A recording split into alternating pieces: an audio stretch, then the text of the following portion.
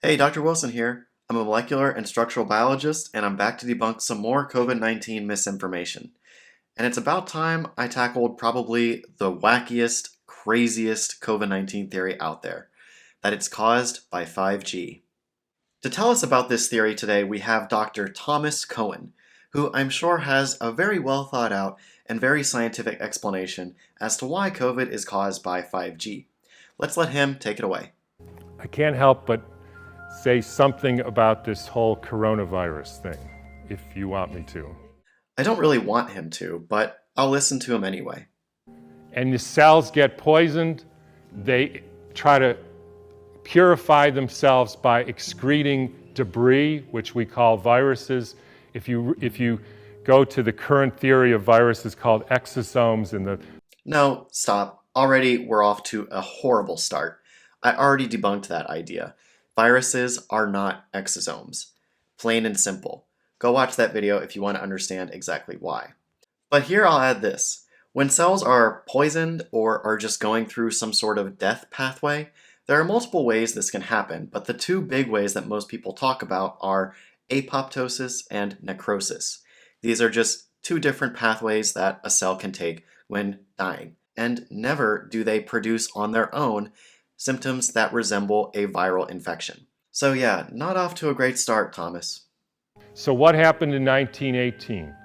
There was a huge, in every pandemic in the last 150 years, there was a quantum leap in the electrification of the Earth. In 1918, late fall of 1917, there was the introduction of radio waves around the world. No. Radio broadcasting was not implemented until the early 1920s, after the 1918 flu pandemic had peaked.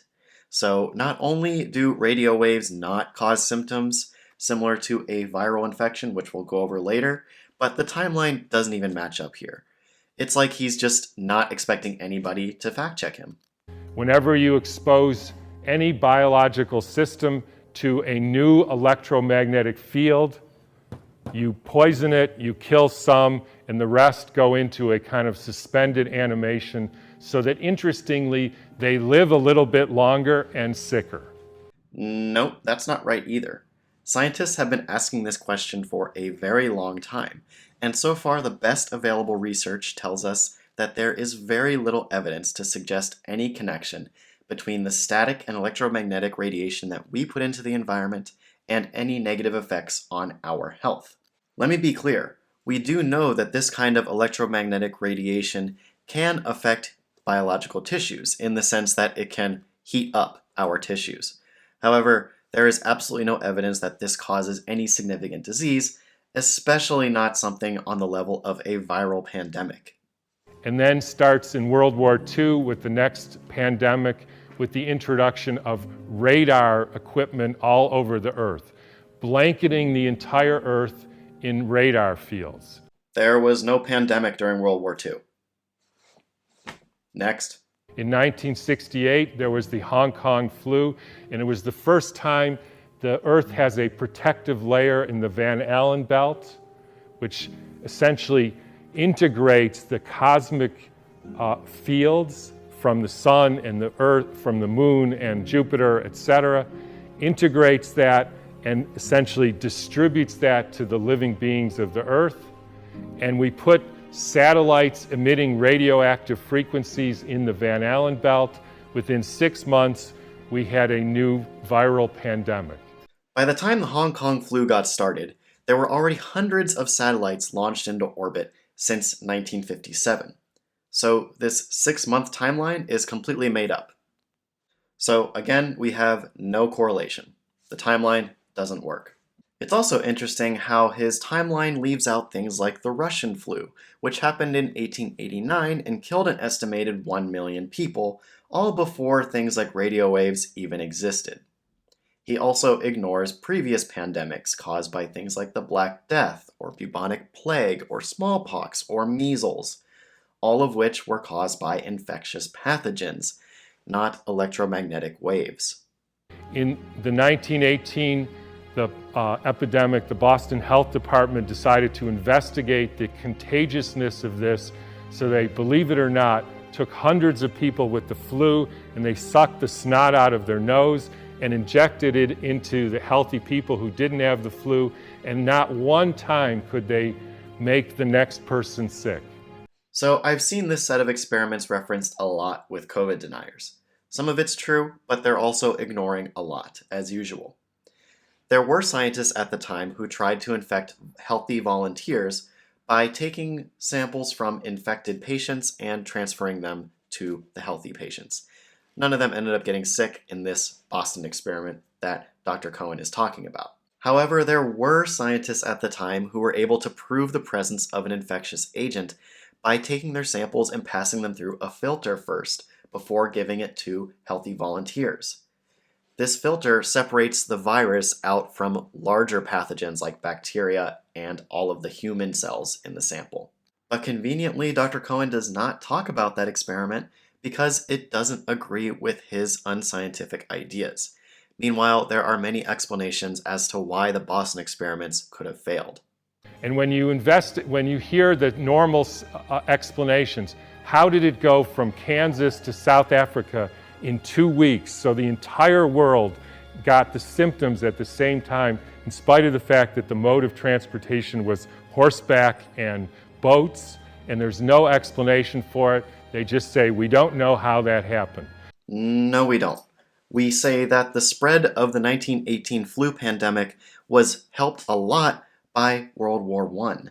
In fact, we can even track when it was first detected at an army base in Kansas on March 4th of 1918. From there, it spread to New York about a week later, and then soldiers from that base were deployed all over Europe as the US entered World War I, and eventually reached Africa, India, and Japan in May, 2 months after it first appeared, not 2 weeks like Dr. Cowan said. All of this is perfectly in line with what a respiratory virus is capable of. There has been a dramatic and quantum leap in the last 6 months with the electrification of the Earth. And I'm sure a lot of you know what that is. It's called 5G.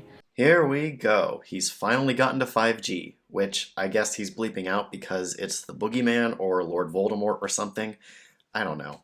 I'm sorry to say it, it's not compatible with health. That is a water destructuring device. And I'll finish with, anybody want to make one guess as to where the first completely blanketed 5G city in the world was? Exactly. Nope. South Korea was the first country to widely deploy 5G in April of 2019. Next. The susceptibility has to do with how much metal you have in your body, as well as the quality of the water in your cells. Since he said this water thing twice now, I guess I should address it.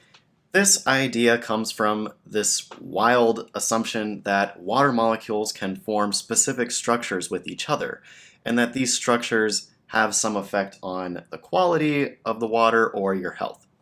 There's absolutely no evidence for this. Water is, as a molecule, forms one structure.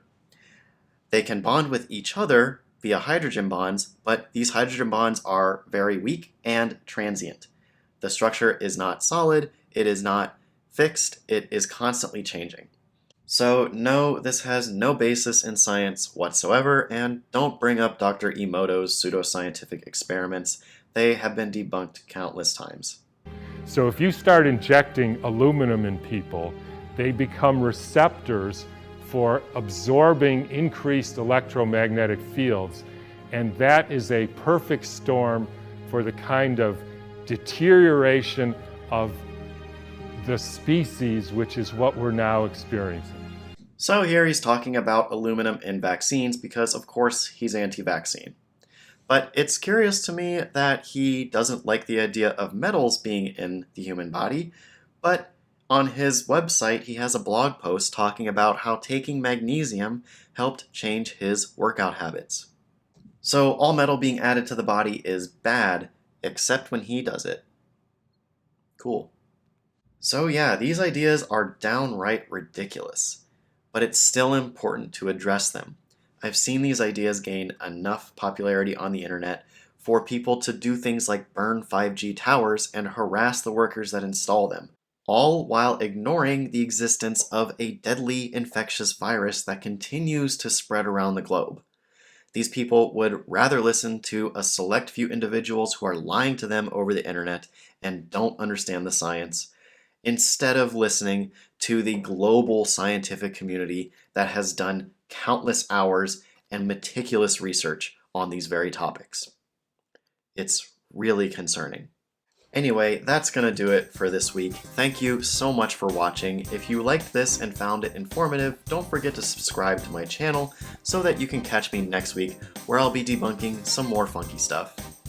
See you then.